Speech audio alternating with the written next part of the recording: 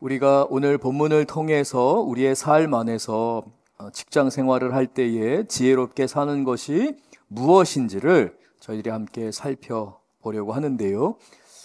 그때 이제 가장 필요한 것 가운데 하나가 겸손함입니다. 왜냐하면 우리는 우리에게 맡겨진 일에 대해서 주님께 하듯이 주님이 맡겨주시고 우리의 마음의 중심을 보시는 주님께 하듯이 우리가 그 일을 감당해야 되기 때문에 그렇습니다.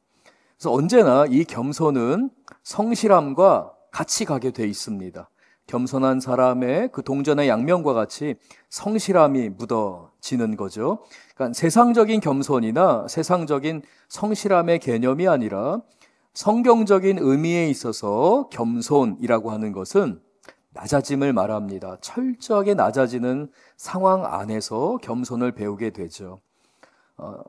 미덕으로서의 어떤 좋게 보이고 고상하게 보이는 정도의 그런 겸손이 아니라 정말 종과 같이 다른 사람들의 무시를 받으면서 그걸 용납하고 수용하는 가운데에 겸손을 배울 수 있게 됩니다.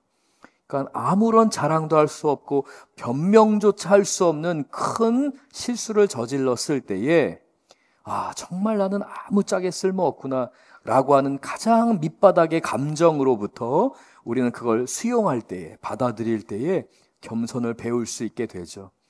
나름대로의 자존심과 나름대로 자신을 자랑하고자 하는 마음이 있으면 겸손을 배우지 못하는 이유가 거기에 있습니다. 그래서 이 겸손은 언제나 동전의 양면처럼 성실함이 따라오게 돼 있습니다. 그래서 우리 성도님들이 나의 성실함의 척도, 내가 지금 어느 정도 성실하게 살고 있는가를 볼 때는 내가 얼마나 겸손한가. 다른 사람이 나를 쿡 찌를 때에, 다른 사람이 나를 무시하는 것 같을 때에 내가 어떤 반응을 보이느냐를 통해서 우리의 겸손함의 상태를, 그 정도를 우리가 파악할 수 있습니다. 반대도 마찬가지입니다.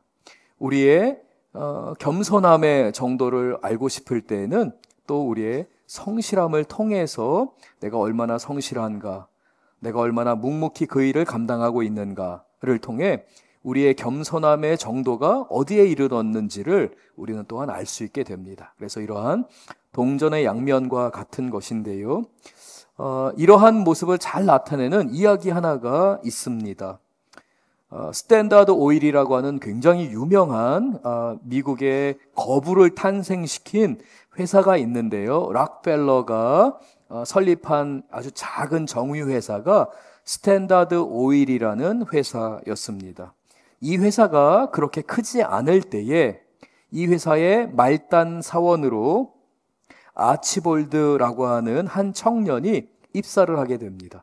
갓 학교를 졸업하고 구직 활동을 하다가 취업이 된 거예요. 그래서 회사를 사랑하게 됐죠. 애사심을 가지려고 합니다. 근데 우리 직장 생활하는 성도님들 잘 아시겠지만 직장 생활할 때에 상사에게 꾸지람을 받거나 아니면 경쟁하면서 다른 사람과 비교를 당하게 되면 이 직장 생활이 쉽지가 않잖아요. 그래서 이 아치볼드가 회사에 대한 감사함과 회사를 사랑하는 마음을 실천하기 위해서 항상 자기가 무엇인가를 서명하거나 누가 당신의 이름이 무엇입니까? 라고 묻는 상황이 되면 자기의 이름 앞에 꼭 이렇게 붙였다고 합니다. 한 통에 $4 스탠다드 오일 아치볼드. 이렇게 이제 자기의 이름을 소개할 때에 앞에 회사에서 판매하는 상품과 그리고 회사 이름 스탠다드 오일을 붙이고 자기 이름을 한 거죠. 그러니까 그걸 이제 저에게 좀 적용을 하자면 예수 믿으세요? 석천제일교회 임장순. 이렇게 이제 했다는 것입니다. 주 예수를 믿으면 구원을 받습니다. 석천제일교회 임장순 목사. 이와 같이 저는 임장순입니다. 저는 임장순 목사입니다. 라고 하기 전에 누군가가 악수를 처하거나 누구누구입니다. 라고 할 때 소개할 때 예수 믿으세요? 석천제일교회 임장순 목사입니다. 이런 식으로 앞에 한 통에 $4 스탠다드 오일 아치볼드 이렇게 자신을 생각했다는 거죠. 굉장히 이상합니다. 사람들에게 이상하게 들릴 수 있어요. 그래서 동료들은 그렇게 과하게 직장 생활하냐, 그렇게 사냐 라고 하며 조롱하기도 했다고 합니다. 그러니까 놀린 거죠. 너 너무 지나쳐, 너무 과해 라고 놀린 겁니다. 하지만 아치볼드는 이 자신의 작은 행동이 아직은 작지만 이 회사가 앞으로 성장할 것이고 한 사람에게라도 더 우리 회사를 알리고 싶은 마음에 조롱받기도 하고 사람들에게 이상하게 비추는 것 같았지만 그는 꾸준하게 한 통에 4달러 스탠다드 오일 아치볼드 이렇게 자기의 이름을 적었다고 합니다. 그러던 어느 날 캘리포니아의 아주 작은 마을에 출장을 가게 됐습니다. 며칠을 일을 하게 되고요. 그날도 아침부터 저녁까지 너무 고단하게 일을 해서 녹초가 되어서 호텔로 들어오게 되었습니다. 숙박부에 체크인 이름을 써야 하는데요. 너무 피곤해서 그만 얼마나 피곤했던지 계속해서 한 통에 4달러 스탠다드 오일 아치볼드 이게 습관이 됐는데 너무 피곤해서 그만 아치볼드라고 하는 자기의 이름만 서명을 하고 방으로 올라오게 되었습니다. 다 씻고 잠자리에 누우려고 합니다. 너무 피곤해서 금방이라도 골아 떨어질 것 같은 상황인데 이때 이름만 적고 온 것을 떠올리게 됐습니다. 한 통에 4달러 스탠다드 오일을 빠뜨렸네. 여기에서 이제 선택의 기로에 있는 거죠. 마치 우리 자녀들이나 우리가 이빨을 닦을까 말까. 이왕 누웠는데 그냥 일어나서 내일 세수할까? 내일 목욕할까? 오늘 이 문제집 마저 한 장 풀었어야 되는데 못 풀었네. 지금 일어나서 할까 말까? 우리가 항상 침대에 누울 때 너무 피곤할 때 오늘 해야 할 일들이 있는데 또는 부모님이 그걸 요구할 때에 우리가 침대에서 씨름하잖아요. 남편들은 아내가 요구하는 것들이 있잖아요. 그러면 휴일날 침대에 누워서 그걸 해야 되나 말아야 되나. 그런 것처럼 이 아치볼드가 침대에서 고민을 하고 있었습니다. 그럴 때 이러면 안 되지. 내가 조금이라도 회사를 알려야겠다고 다짐을 했는데 내가 여기에서 이렇게 넘어지면 안 되지 라고 하고 그 피곤한 몸을 이끌고 다시 옷을 입고 카운터까지 내려와서 그 카운터에 있는 사람에게 요구합니다. 장부를 다시 달라고 합니다. 그리고 그 옆에다가 한 통에 4달러 스탠다드 오일 자기의 이름 옆에다가 마저 적고 올라가려고 하는데 한 신사가 그의 행동을 유심히 보면서 물어봤습니다. 아니 왜 그러한 문구를 옆에 적습니까? 라고 물어볼 때 아치볼드가 대답합니다. 저희 회사를 한 사람에게라도 알리기 위해서 제가 제 이름 옆에다 이렇게 적고 있습니다. 저는 오늘도 그 객실에서 내려와서 이 한 통에 4달러 스탠다드 오일을 적음으로 인해서 어쩌면 선생님을 신사분을 만나지 못했을 텐데 우리 신사분께 저희 회사를 소개할 수 있게 됐습니다. 고맙습니다. 라고 하며 정중하게 인사하고 아치볼드는 자기의 방으로 돌아가게 됩니다. 한 달쯤이 지나서 본사에서 아치볼드에게 연락이 왔습니다. 회장실에서 부른다는 것이었죠. 바로 그날 그 호텔에서 마주친 그 신사가 그 유명한 락펠러 회장, 그 당시에는 작은 회사였습니다. 이 스탠다드 오일의 락펠러 회장이었던 것입니다. 이 락펠러는 이 아치볼드를 본사로 불러서 영업직을 맡기게 됩니다. 회사를 사랑하고 성실하게, 겸손하게 자기의 맡은 바 일, 다른 사람들이 뭐라고 하든지 그 정해진 일 안에서 성실하게 그 일을 몸에 밴 상태에서 해나가는 아치볼드를 보면서 락펠러는 계속해서 이 아치볼드를 승진을 시킵니다.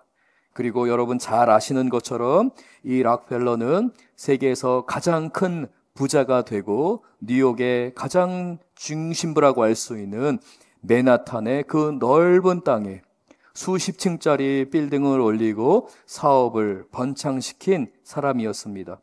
락펠러도 유능했지만 락펠러의 장점 가운데 하나는 이와 같은 사람들, 회사를 사랑하고 성실하고 겸손하게 일하는 사람들을 발탁할 수 있는 그러한 재능이 있었기에 그의 회사가 이렇게 성장할 수 있었던 것이죠. 오늘 본문 말씀은 우리에게 우리의 능력이 어느 정도이냐, 우리가 직장 생활을 할 때에 어떠한 능력이 필요하냐를 말씀하는 것이 아니라 우리에게 슬기로운 지혜로운 마음가짐으로 우리의 직장에 임해야 하는데, 바로 그 슬기로운 마음가짐이라고 하는 것은 나는 어떤 존재인가에 대한 해답을 갖고 있는 사람이라는 것입니다. 즉, 나를 부르신 분이 누구인가, 내가 지금 감당하고 있는 이 사명이 무엇인가에 대해서 알고 있는 사람이 바로 유능한 사람이다, 슬기로운 사람이다 라고 성경은 말씀합니다. 디모데 전서 1장 12절은 이렇게 말씀합니다. 우리 함께 같이 읽겠습니다. 나를 능하게 하신 그리스도 예수 우리 주께 내가 감사함은. 나를 능하게 하셨다는 겁니다. 예수님이 나에게 사명을 맡기셨고 나로 하여금 그 사명 감당할 만한 능력, 힘을 주신 분이 예수님이라는 겁니다. 그래서 나는 감사합니다 라고 말씀하면서, 내가 감사함은 나를 어떻게 여기셨다고요? 충성되이 여기셔서 나에게 직분을 맡기심이니. 나에게 허락하신 아내, 나의 남편, 우리 자녀들, 내가 교회를 섬길 수 있는 직분, 내가 교회에 와서 성가대로, 식당 봉사로, 작은 목자로, 또 당회의 당회원으로 각각의 역할들 가운데에 하나님이 나를 충성스럽게 여겨주셨다라고 말씀하며, 그래서 내가 이 직분을 맡게 되었다라고 말씀합니다. 하나님은 우리를 부르셨습니다. 하나님의 부르심이 있기 때문에 우리가 그 사명을 감당할 수 있게 됩니다. 이걸 영어로 The Calling이라고 부릅니다. 하나님의 부르심, 하나님이 맡겨주신 사명이 저와 여러분에게 있습니다. 그래서 우리는 이 사명을 감당할 때에 대부분 일을 할 때 우리는 하나님이 먼저 보이지 않고 사람이 보이기 때문에 사람에게 인정받기 위해서 우리는 경쟁합니다. 시작은 은혜로 시작합니다. 시작은 하나님이 나에게 맡겨주신 사명과 하나님이 그 사명을 감당하는 능력을 주셨기 때문에 그 일을 감당해 가는데, 어느 틈엔가 우리는 하나님이 아니라 사람의 인정, 나와 함께하는 사람들만 바라보게 되는 것이죠. 네, 여러분, 사람에게 인정받는 것 물론 좋은 것입니다. 그러나 일시적인 기쁨에 지나지 않습니다. 일시적인 만족에 지나지 않습니다. 사람에게 인정받은 것은 우리가 이 삶의 경주를 다 하고 주님 품에 돌아갈 때는 다 살아 없어지는 것입니다. 그러나 하나님께 인정받는 것, 하나님께서 인정하시는 인생은 우리의 그 믿음의 경주를 다 한 후에 우리가 하나님의 품에 갈 때도 여전히 남아서 우리의 상급이 되고 우리의 인생의 의미를 결정하는 중요한 요소가 되는 것이죠. 그래서 우리 사랑하는 성도님들은 사람에게 인정받는 것 이전에 먼저 하나님께 인정받고자 하는 마음으로 열정을 불태워야 할 줄 믿습니다. 이때 필요한 게 겸손입니다. 하나님은 우리가 사람에게 인정받기 이전에 하나님께 인정받는 성도의 삶을 살게 하시고자 우리에게 겸손을 가르치시기를 원합니다. 네, 여러분, 말씀드렸던 것처럼 이 겸손을 배우는 자리가요, 어느 누구도 원하지 않는 자리예요. 굉장히 불편하고요, 너무나도 힘든 자리입니다. 왜냐하면 겸손은 고개도 들 수 없을 만큼 내가 큰 실수를 저질렀거나 아니면 내가 변명의 여지가 없을 만큼, 정말 한마디 말도 하지 못할 만큼 엄청난 자괴감과 실망감, 그리고 부끄러움을 느끼는 자리에서 배울 수 있습니다.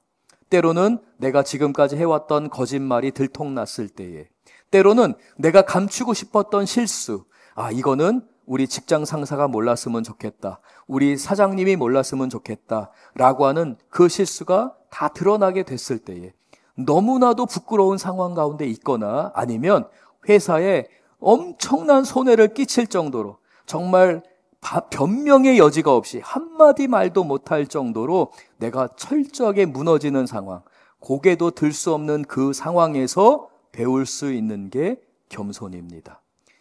저 어느 정도, 이 정도 되는 사람입니다. 저 이 정도 살아왔습니다. 라고 하는 자존심 갖고 있는 상태에서는 겸손을 배울 수 없습니다. 하나님은 우리의 자존심이 철저히 무너지는 바로 그 자리에서, 완전히 내가 수치를 겪는 그 자리에서 그것을 수용할 때, 하나님, 그리고 나와 함께하는 사람들에게 나 한마디 변명도 할 수 없습니다.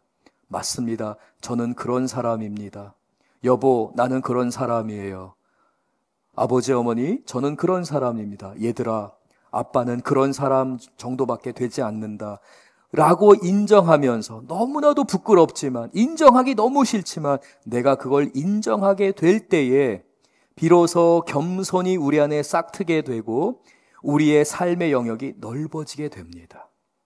내 자존심과 내 안에 있는 나의 모든 교만이 깨트려지고 그것이 부서지면서 나 그 정도밖에 안 됩니다 라고 할 때에 너무나도 놀랍게도 하나님께서는 그 겸손을 사용해서 우리의 삶을 넓혀주시고요, 거기에서부터 성실함을 배워가기 시작합니다.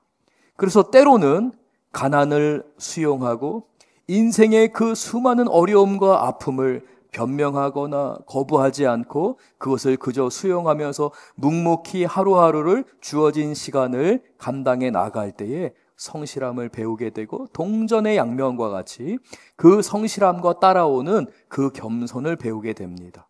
때로는 성실함을 먼저 배우고 겸손이 따라오는 경우도 있고요, 때로는 겸손하게 완전히 낮아지고 나를 완전히 그렇게 인정해야 되는 그 시간을 통과하는 가운데에, 그럼에도 불구하고 내가 그걸 수용해 나갈 때에 성실함이 따라오면서 이 겸손과 성실함은 언제나 동전의 양면과 같이 우리의 삶에 따라오게 되어 있습니다. 그래서 우리는 하나님 은혜 안에서 사람에게 나를 과시하거나 과장하거나 나를 포장하는 것이 아니라 있는 그대로 비추어주고 하나님께 인정받고자 하는 마음이 우리의 마음에 싹 터야 할 줄 믿습니다. 우리가 그렇게 겸손하게 그 일을 감당할 때에 하나님께 인정을 받는데요, 마태복음 25장 21절 우리 같이 한번 봉독하겠습니다. 마태복음 25장입니다.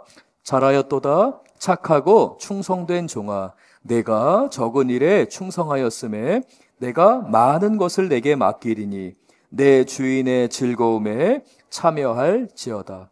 여기서 말씀드리는 그 작은 일이라고 하는 것은 내가 무시당하는 일, 남들이 무시하는 일, 그리고 내가 그렇게 철저히 무시당하고 부끄러운 일 가운데 있을 때에 그걸 수용하는 것을 말합니다.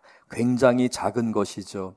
그 작은 것에 충성할 때에, 성실하게 임하고 겸손하게 임할 때에 하나님께서 인정해 주시는 삶으로 우리가 나아갈 수 있게 됩니다.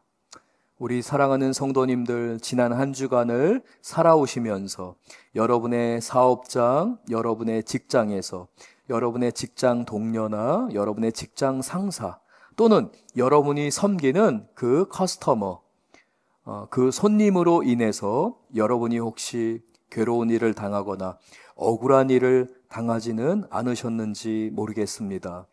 하나님께서는 우리가 그 상황 가운데 슬기롭게 지혜롭게 대처하기를 원하시는데요, 바로 상대방을 대할 때에 주께 대하듯이 하나님이 맡겨주신 사명을 품고 그 사명을 감당하고자 하는 마음으로 대하듯이 대처하는 것이 슬기로운 것이다, 지혜로운 것이다 라고 말씀하십니다. 그러므로 오늘 본문을 통해 저는 여러분과 함께 세 가지 슬기로운 직장 생활, 지혜롭게 삶을 살아가는 데 필요한 세 가지 내용을 살펴볼 텐데요, 첫 번째로는 종업원이나 부하 직원으로서 우리의 주인이나 직장 상사 또는 사장님을 대할 때에 어떠한 마음으로 대해야 되는지에 대해 살펴보고요, 두 번째로는 주인이나 상사, 사장이 되었을 때 하나님께서 우리 성도님들을 그렇게 인도하시리라 믿는데요, 여러분들이 강자의 위치에서 아랫사람을, 부하 직원을 대할 때에 어떠한 마음으로 대해야 되는가, 대해서 살펴볼 것입니다. 그리고 세 번째로는 결국 우리 모두는 하나님 나라의 하나님의 자녀들이죠. 예수님의 제자들입니다. 어떤 의미에서 조금 오늘 본문을 적용해서 표현하자면 결국 우리의 상급을 결정하시고 우리를 부하직원으로서 인정하시면서 우리를 칭찬하시는 분은 예수님이라는 것을 기억하면서 주님의 주인 되심을 인정하고 선포하고 순종하는 것이야말로 슬기로운 직장 생활의 핵심이라는 것을 살펴보겠습니다. 오늘 본문은 에베소서 6장 5절에서 9절의 말씀과 같이 병행 구절로 살펴봐야 되는데요. 오늘 말씀을 이해하기 위해서 우리 성도님들께 좀 중요한 내용을 좀 말씀을 드리겠습니다. 좀 설교 시간이 좀 제한되어 있고 많이 갔기 때문에 제가 자세하기보다는 좀 단편적으로 네 가지만 이 당시 로마 제국이 통치하고 있던 시대의 노예 제도에 대해 좀 말씀을 드리겠습니다. 이 당시의 노예 제도는 우리가 좀 역사를 통해서 공부했던 조선시대의 노예제도나 아니면 서구사회, 근대사회로 넘어오면서 미국에도 100년 전까지만 하더라도 있었던, 150년 전까지 있었던 노예제도와 좀 다릅니다. 그래서 제가 성도님들의 오늘 본문 이해를 돕기 위해 설명을 네 가지로만 간략하게 소개해 드리겠습니다. 첫 번째는 로마 제국의 노예제도는 인종을 차별하면서 노예제도를 구성하지 않고요. 누구든지 노예가 될 수 있는 상황이었다는 것입니다. 이 말은 두 번째로 노예제도는 계약관계 안에서 결정이 됐습니다. 그러니까 내가 크게 부도가 나거나 어려움이 처하거나 우리 가족이 심한 병에 걸려서 치료비로 인해서 모든 재산을 쓸 수밖에 없는 상황이 되었을 때에 나를 의탁하고 나 자신을 보호하기 위해서, 우리 가족을 보호하기 위해서 부유한 사람들과 계약을 맺습니다. 그래서 내가 종이 되겠다고 하는 것이죠. 오늘날의 주종관계, 오늘날에 있어서의 계약서를 작성하는 것과 같습니다. 세 번째로는 이렇게 설사 노예가 됐다 할지라도 계약관계 안에서 로마 제국은 그 노예들을 교육시키는 것을 장려했습니다. 그래서 일부 똑똑한 노예들 같은 경우는 주인의 자녀들을 가르치는 가정교사가 되기도 했습니다. 그 역시도 계약관계 안에서 이루어졌던 것입니다. 네 번째로는 이렇게 노예가 되어서 계약관계 가운데 있다 할지라도 언제든지 조건만 맞게 되면 다시 로마의 시민으로 복귀를 하거나 내지는 내가 노예로 계속해서 팔려 다녔지만 로마의 시민이 될 수 있는 기회가 열려 있었다는 것입니다.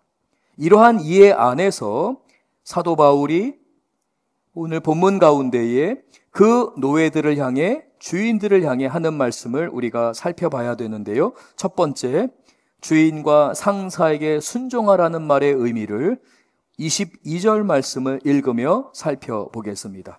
골로새서 3장 22절 우리 같이 한번 읽겠습니다. 종들아, 모든 일에 육신의 상전들에게 순종하되 사람을 기쁘게 하는 것과 같이 눈가림만 하지 말고 오직 주를 두려워하여 성실한 마음으로 하라. 계약관계 가운데 노예가 되었습니다. 그러한 관계 가운데 있다면 종들아, 모든 일에 주인과 관련되고 너의 삶과 관련되는 그 모든 일에 상전들에게 순종하라. 직장 상사에게, 그 회사의 보스에게 너희는 모든 일에 대해서 순종해야 한다라고 말씀하십니다. 그 이유가 23절, 24절 같이 한번 읽겠습니다. 무슨 일을 하든지 마음을 다하여 주께 하듯 하고 사람에게 하듯 하지 말라. 24절, 이는 기업의 상을 주께 받을 줄 아나니 너희는 주 그리스도를 섬기느니라. 세상 사람들은 자기가 누려야 할 것, 자기가 받은 만큼 그저 내가 이 정도까지만 하면 되지 라고 하며 살 수 있지만 너희는 그리스도인이 되었고 너희 주인도 그리스도인이 되었든지 아니면 아직 예수님을 믿지 않는 종들이 있을 수 있는데 복음이 전파됐고 이 복음의 능력과 구원의 역사 가운데서 너희는 천국 백성이 되었다. 이제 너희의 삶에 상급을 주시고 보상을 주시는 분은 예수님이시기 때문에, 하나님이시기 때문에 너희들은 주를 섬기는 그리스도인답게 그 상전을 대할 때에, 주인이나 직장 상사를 대할 때에 순종하며 대해라. 세상 사람들은 계약 관계 가운데서 이 정도 월급을 받는 것으로 생각하지만 그건 눈에 보이는 것에 지나지 않고, 사실은 이 모든 월급을 주시고 보이지는 않지만 그 월급 이외에 다른 것을 보상하시고 주시는 분은 하나님이시기 때문에 너희는 그리스도인들답게 주인을 대할 때에 순종함으로 대하라 라고 말씀합니다. 그러면서 25절 우리 같이 한번 읽겠습니다. 불의를 행하는 자는 불의의 보응을 받으리니 주는 사람을 외모로 취하심이 없느니라. 세상 사람들이 살아가는 그 가치관과 그 체계는 의로운 것처럼 보이지만 그 계약 관계만 잘 이행하면 되지라고 하며 법을 지키는 것처럼 보이지만 모두에게는 이기심이 작동하고, 그 이기심이 작동하는 한에서는 겉으로는 의롭게 보일 수 있지만 내면 안에 그 마음에는 불의한 마음이 있다. 경쟁하고 더 안 주려고 하고 더 가지려고 하는 그러한 불의한 마음이 작동하기 때문에, 이러한 불의를 행하게 되면, 그러한 불의를 기초로 해서 너희의 삶을 살아가게 된다면 너희에게 주어지는 것은 단순하게 눈에 보이는 월급이나 또는 어떠한 성과 정도가 아니라 불의의 보응을 받게 되는 것이다. 불의한 것은 불의한 결과로 맞이할 수밖에 없기 때문에 그리스도인은 마땅히 사람을 외모로 취하지 아니하시는 주님을 보면서 마음으로 상전을 대하고 그 상전을 대하면서 순종하는데 주님을 대하듯이, 그리고 개인 비즈니스를 한다면 커스터머를 대할 때에, 손님을 대할 때에 언제나 주님을 대하듯이 하려는 마음으로 행하라 라고 말씀합니다. 제가 메릴랜드에서 사역할 때에 청년들을 섬겼었는데요. 청년들 가운데는 이제 메릴랜드가 그 워싱턴 DC에 있기 때문에, 캐피탈에 있기 때문에 공무원들이 많았습니다. 공무원들, 그리고 한국에서 유학을 온 석박사들, 그리고 학교를 졸업한 다음에 직장 생활을 하면서 영주권을 진행하는 그러한 청년들이 많았습니다. 이 청년들이 직장 생활을 할 때 두 가지 괴로운 일들을 경험하게 되는데요. 첫 번째는 시민권자라 할지라도 인종차별을 겪게 됩니다. 인종적으로 백인이 아닌 유색인들을 대하는 인종차별을 겪죠. 그래서 회사 생활이 어려울 때가 종종 있습니다. 두 번째 어려움은 이제 졸업을 하고 영주권 진행을 하며 회사 생활을 할 때는 완전히 의리입니다. 신분 문제가 걸려있기 때문에 너무나 부당한 대우들을 많이 받는 경우가 있습니다. 그 청년들이 아침부터 저녁까지 회사 생활을 할 때는 그저 참으면서 할 뿐이에요. 이 청년들이 교회에 와서 기도 제목을 나눕니다. 견딜 수 있는 힘을 달라고, 이 직장 상사 제발 좀 사라졌으면 좋겠다고 이야기하기도 합니다. 그리고 같이 성경 공부를 하고 예배를 드리게 되죠. 이렇게 괴로워하는 청년들을 대할 때에 오늘 본문 말씀에 성경 공부를 하고 그 청년들에게 지혜로운 직장인으로서 살아가는 것에 대해 말씀을 증거할 때에 마음이 불편할 때가 종종 있었습니다. 왜냐하면 그 힘든 직장 생활을 하는 가운데에서 그냥 노동을 할 뿐만 아니라 정서적인 학대가 너무 많은 거예요. 때로는 인종차별로, 때로는 신분의 문제가 걸려있기 때문에 이게 이 뒤꿈치를 잡고 있어서 언제든지 위기 상황 가운데 놓여 있을 수 있는 거예요. 그래서 정서적인 스트레스가 너무 많은 거죠. 때로는 목사님 정말 저 사람만 없었으면 좋겠어요. 미스터 누구누구만 없었으면 좋겠어요. 이렇게 말하기도 합니다. 교회에서도 그런 일들 종종 있잖아요. 김권사만 없으면 교회 생활 참 행복할 텐데. 우리 그럴 때 종종 있잖아요. 그래서 하나님께서 그 김권사님을 잠깐 뭐 옮기시던지 아니면 잠깐 쉬게 하시던지 했어요. 그러면 그 김 권사님의 빈자리를 누가 차지해요? 최 권사님이 차지해서 김 권사님보다 더 심하게 괴롭힌 때가 종종 있어요. 이게 교회 생활이에요. 임 목사님만 없으면 내가 교회 생활 참 행복하게 할 텐데 할 수 있거든요. 근데 임 목사가 사라지고 나서 그 빈자리를 더 심한 누군가가 김 목사가 됐든지 누군가가 올 수 있는 이게 교회이거든요. 근데 직장 생활도 마찬가지입니다. 저 김 과장만 없으면, 저 인간만 없으면 정말 내가 직장 생활 행복하게 할 수 있을 텐데 라고 하는데 김 과장을 하나님이 치우시더라도 최 과장이 와서 더 괴롭힐 수 있는 게 직장 생활이거든요. 제가 우리 청년들이 상담을 하고 목사님 좀 기도해 주세요.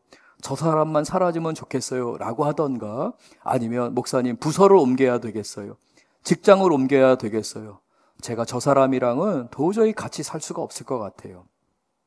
근데 여러분, 하나님께서는 우리를 그러한 상황 가운데 두신 이유가 있거든요. 근데 이거를 우리 힘든 일을 겪는 성도님이나 청년들에게 이걸 이야기해 주는 것 자체가 이게 분명히 영적인 원리이고 하나님 나라의 원리임에도 불구하고 전할 때는 마음이 아파요. 너무 힘든 걸 알기 때문에. 그럼에도 불구하고 그 상사를 생각하면서 모든 일에 순종하는 것이 주님의 뜻입니다.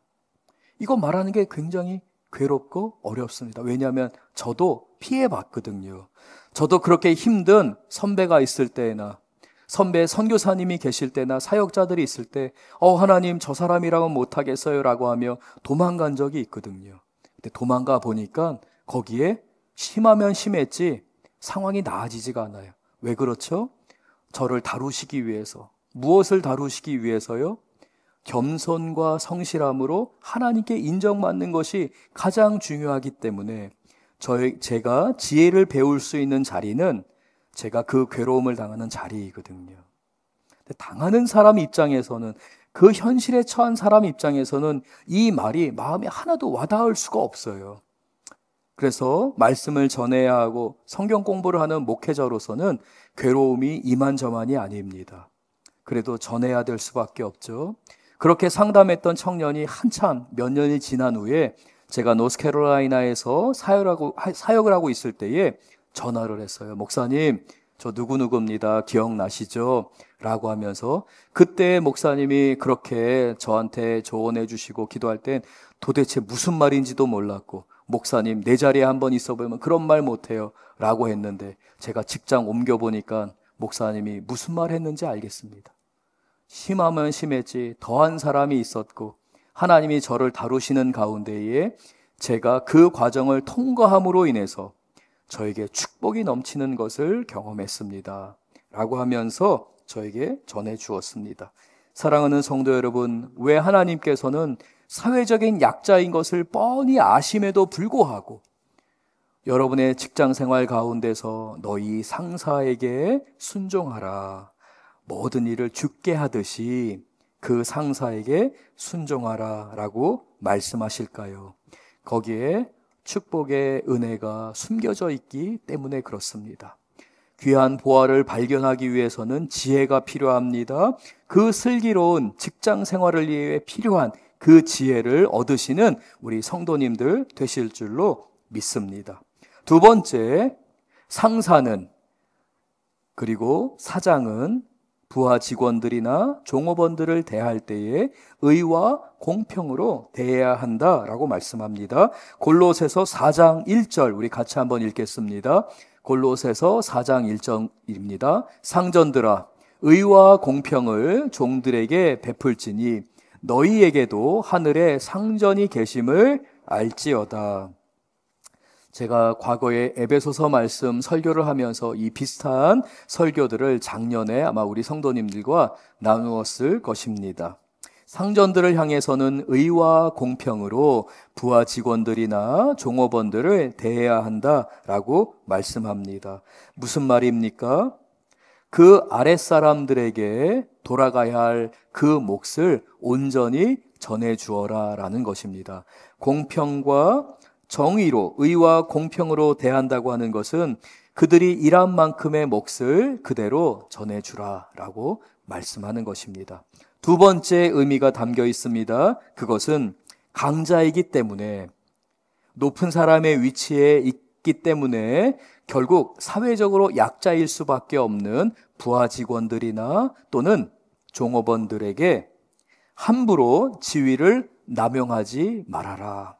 왜냐하면 남용하지 않더라도 약자의 편에서는 언제나 그 권위 아래서 눌릴 수밖에 없기 때문에 그렇습니다. 그래서 상전들아, 사장들아, 직장의 상사들아, 너희의 부하 직원이나 종업원들을 대할 때에 의와 공평으로 대하라. 그들에게 주는 월급을 주고 그들의 성과를 인정해 주고 그리고 권위로 그리고 강압적인 것으로 그들을 대하지 말라라고 말씀합니다.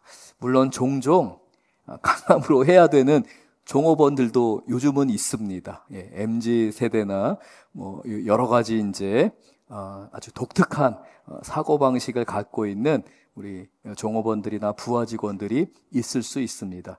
아마 우리 직장 상사로 계시는 우리 성도님들은 아마 10분 이러한 상황들을 잘 이해하시리라 믿습니다. 하지만 성경이 우리에게 말씀하는 것은 그들에게 가야 될 몫을 나누어 주고 너의 것을 떼어 주어라. 그러면 여러분, 놀라운 하나님 나라의 원리가 있는데요. 신뢰가 쌓이는 회사나 신뢰가 쌓인 공동체는요, 예를 들어 100개의 재산이나 재물이 있다 할지라도 이게 신뢰가 쌓이면 이 100이 파이가 커집니다. 200, 300, 400으로 커지는데요. 인류 역사에 있어서 신용사회가 구성이 되면 어떠한 사회든지 자본주의 사회뿐만 아니라 신용이 형성이 되면 그 사회는 그 경제적인 규모가 계속해서 확장될 수밖에 없어요. 이게 이제 신용의 힘입니다. 하나님의 창조의 원리이거든요. 하나님은 신뢰할 만한 분이시고 하나님에게는 의와 공평이 있기 때문에 우리가 베풀고 나누고자 하는 그러한 일들이 있을 때에 상사들이 그러한 일을 행할 때에 그 회사는 그 파이가, 그 영향력이, 그 경제적인 힘이 확장될 수밖에 없는 것이죠. 이 일을 감행하라. 너희 상사들은 이 일을 해서 부하 직원들을 위해서 너희의 지도력을 발휘하라 라고 말씀합니다. 저는 우리 교회 성도님들 안에 이러한 직장에서 사업터에서 이러한 하나님께 인정을 받는 직장 상사 그리고 사장들이 되기를 원합니다. 하나님이 그렇게 하시리라 믿습니다. 감당해야 하는 일들이 많습니다. 위로 올라가면 올라갈수록 감당하고 지탱해야 하는 일들이 물론 많습니다. 그러나 이 말씀 가운데에 하나님이 은혜를 주시고 도전을 주시는 가운데 여러분에게 능력을 주시고 지혜를 주셔서 여러분의 직장에서 여러분이 돌보는 부하 직원들이 복을 누릴 줄 믿습니다. 우리 사랑하는 성도님들이 복의 통로가 될 줄 믿습니다. 말씀을 좀 정리하려고 합니다. 세 번째 중요한 원리가 있습니다. 바로 예수님의 주인 되심을 인정하는 것입니다. 우리 예수님께서 저와 여러분의 직장 상사이기 때문에 그렇습니다. 저와 여러분의 구세주이시고 저와 여러분의 주인이 바로 우리 예수님이기 때문에 우리는 예수님의 주권을, 주인 되심을 인정해야 합니다.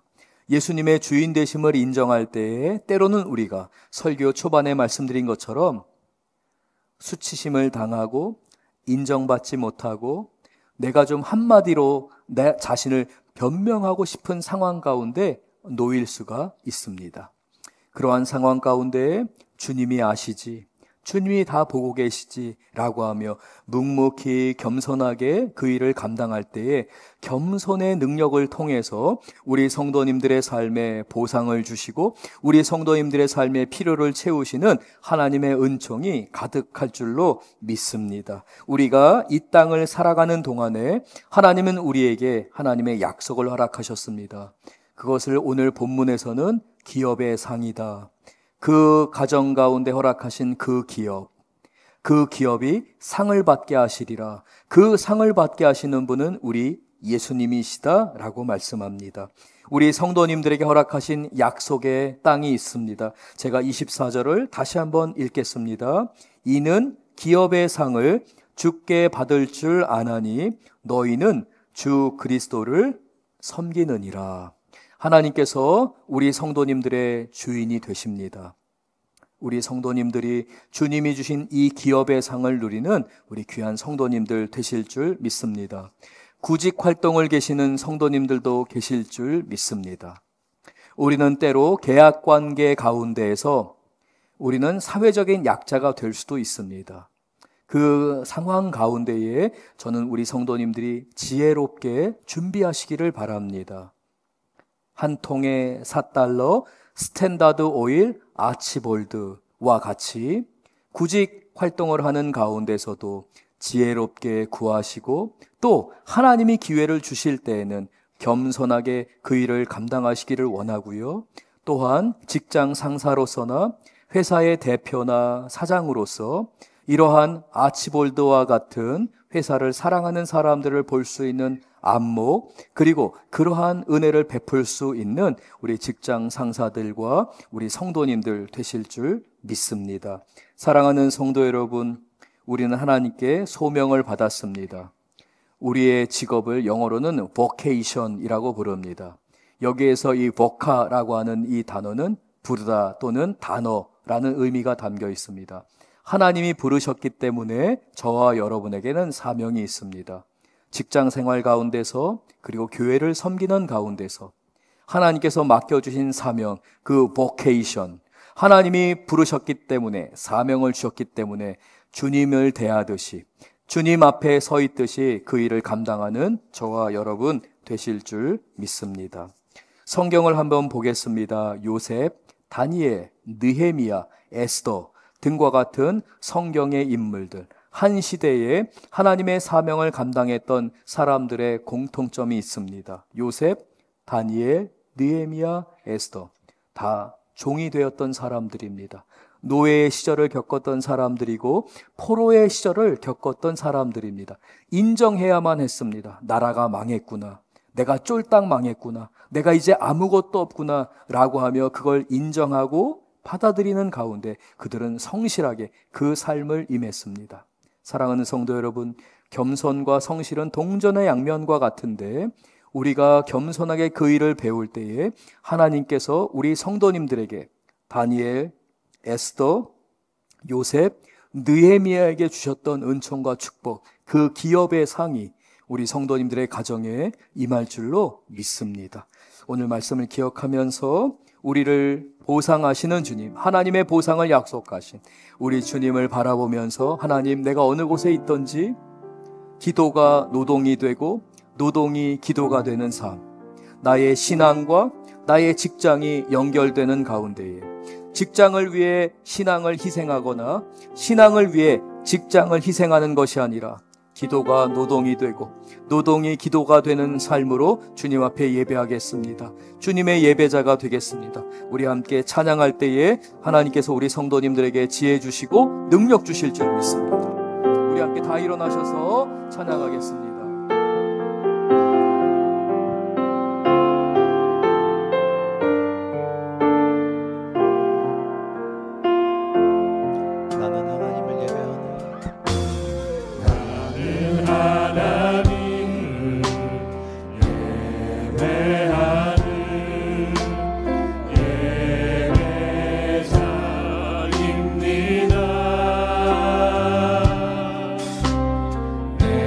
사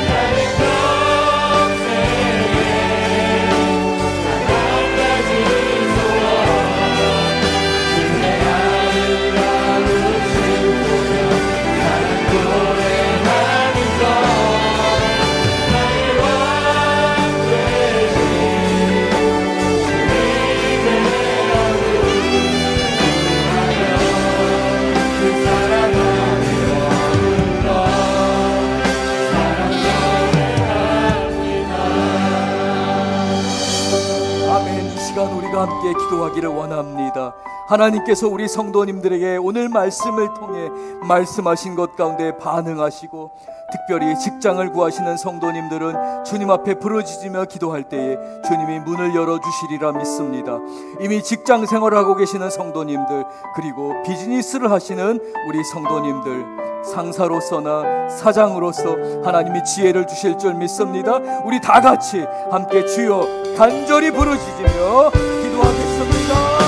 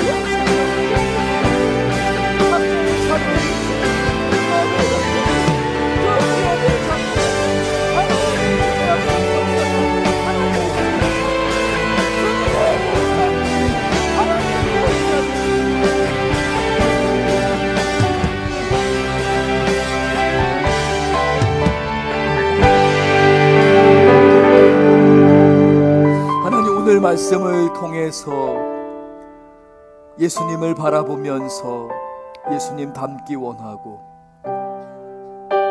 내가 처해 있는 직장 생활 가운데서 지혜롭기를 소원하는 우리 성도님들과 함께하여 주옵소서. 찾아가 주시며 역사하시며 하나님 허락하신 그 삶의 현장, 하나님의 사명의 현장에서 주님을 배우게 하시며 주님을 대하듯이 직장 상사를 해야 할 일들을 대할 수 있도록 지혜를 주시며 힘을 더하여 주옵소서.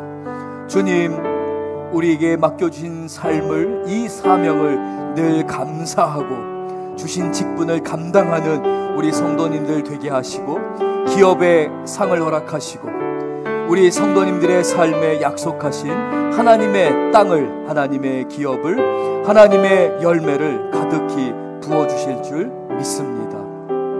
때로는 프리랜서로 사역을 하고 주어진 일을 감당하고, 때로는 나의 삶 가운데서 씨름해야만, 견뎌야만, 인내해야만 버틸 수 있는 상황에 놓인 우리 자영업자들, 또 우리 직장인들이 있습니다.